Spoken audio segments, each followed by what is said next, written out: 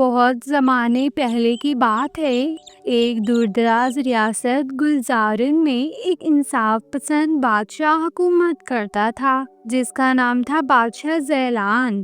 وہ علم دوست، سخی اور رعایا کا خیر خواہ تھا۔ اس کی ملکہ رانی شبینہ نیک دل اور عبادت گزار خاتون تھی، مگر اس شان و شوکت والے محل میں ایک کمی تھی۔ ان کے ہاں کوئی اولاد نہیں تھی۔ رانی شبینہ روز راتوں کو رب سے دعائیں مانگا کرتی، اے رب ہمیں ایسا بچہ عطا فرما جو لوگوں کی دل جیت لے، جس کی زبان سے صرف بھلائی نکلے۔ سالوں کی دعاؤں کے بعد ایک رات آسمان پر بجلی چمکی، بادل گرجے اور محل میں خوشخبری گونجی۔ رانی شبینہ کے ہاں بیٹا پیدا ہوا ہے۔ اس بچے کا چہرہ ایسا تھا جیسے 14ویں کا چاند، اور پیدائش کے چند گھنٹوں بعد ہی اس نے پہلی بار جو لفظ بولے وہ سب کو حیرت میں ڈال گئی۔ امی آپ خوبصورت ہیں۔ تمام وزراء اور خادم دنگ رہ گئے۔ بچہ نہ صرف جلد بولنے لگا بلکہ جو بھی بات کرتا لوگ مسحور ہو جاتے۔ اس کا نام رکھا گیا موفٹ، مطلب وہ جو بولے تو لگے جیسے چاندی برس رہی ہو۔ موفٹ نے بچپن سے ہی اپنے اس ہنر سے سب کو اپنا گرویدہ بنا لیا۔ جب بولتا درختوں کے پتے بھی جیسے سننے کو رک جاتے۔ اس کی باتوں میں اثر، دلیل اور محبت ہوتی۔ اس کے استاد دانش پیر ظفیر اکثر کہتے، بیٹے زبان چاندی ہو تو دل سونا رکھنا، ورنہ یہ چاندی زنگ آلود ہو جائے گی۔ موفٹ جب جوان ہوا تو پورے علاقے میں اس کی شہرت پھیل گئی۔ لوگ اسے چاندی زبان والا راجکمار کہنے لگے۔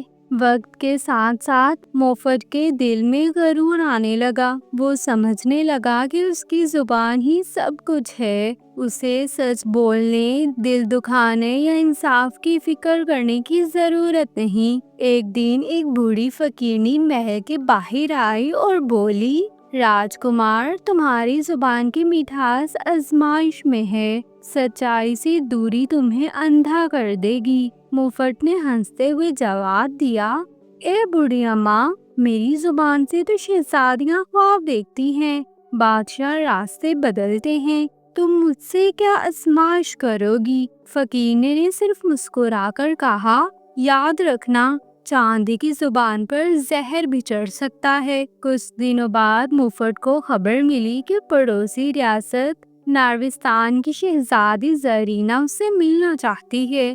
وہ خوبصورت، عقل مند اور صاف دل لڑکی تھی، مگر موفٹ نے اس سے جھوٹ بول کر اپنے کارنامے بڑھا چڑھا کر بیان کیے، خود کو ناقابل شکست دکھایا۔ زرینہ نے ایک دن کہا، راجکمار تمہارے لفظ خوبصورت ہیں مگر ان میں سچ نہیں۔ یہ جملہ موفٹ کو ناپسند آیا۔ اس نے سب کے سامنے زرینہ کی توہین کی، جس سے نہ صرف شہزادی ناراض ہوئی بلکہ بادشاہ ذیلان بھی دل برداشتہ ہو گئے۔ اسی رات وہی بوڑھی فقیرنی محل میں دوبارہ آئی۔ اب اس کی شکل بدلی ہوئی تھی۔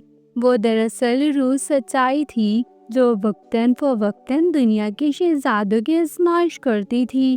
اس نے موفٹ کی طرف انگلی اٹھا کر کہا، تمہاری زبان چاندی تھی مگر تم نے اسے جھوٹ کا زیور بنا دیا۔ اب تمہاری زبان تم سے چھین لی جائے گی جب تک تم اپنے دل سے سچ نہ نکالو۔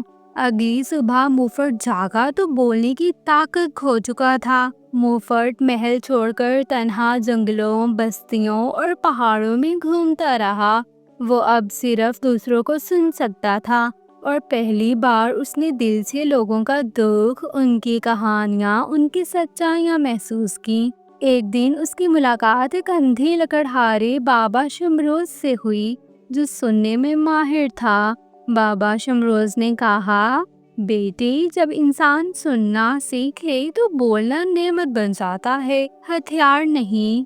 مہینوں بعد موفٹ سچائی، عاجزی اور محبت کو سمجھ چکا تھا۔ اس نے واپس نورستان جا کر زرینہ سے معافی مانگنے کی کوشش کی، خاموشی سے، اشاروں میں، آنکھوں کے ذریعے۔ زارینہ نے اس کی آنکھوں میں وہ نرمی دیکھی جو صرف سچائی سے آتی ہے۔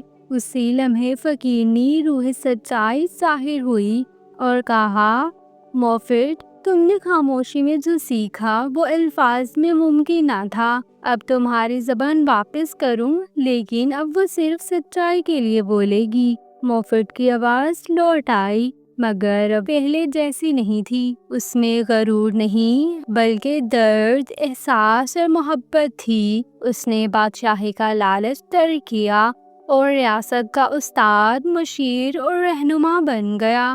زارینہ نے اس سے دوستی قائم کی اور دونوں نے مل کر ریاست میں ایک ایسا اسکول قائم کیا جہاں ہر بچہ سیکھتا تھا، بولنا تب سیکھو جب سننا آ جائے، اور سچ ہمیشہ زبان پر ہو، دل کے پیچھے نہ چھپا ہو۔ تو اس کہانی سے ہمیں یہ سبق ملتا ہے کہ چاندی جیسی زبان کے ساتھ سونے جیسا دل نہ ہو تو وہ صرف زبان شور مچاتی ہے۔ تو آپ کو ہماری یہ کہانی کیسی لگی؟ کمنٹ سیکشن میں ضرور بتائیے گا۔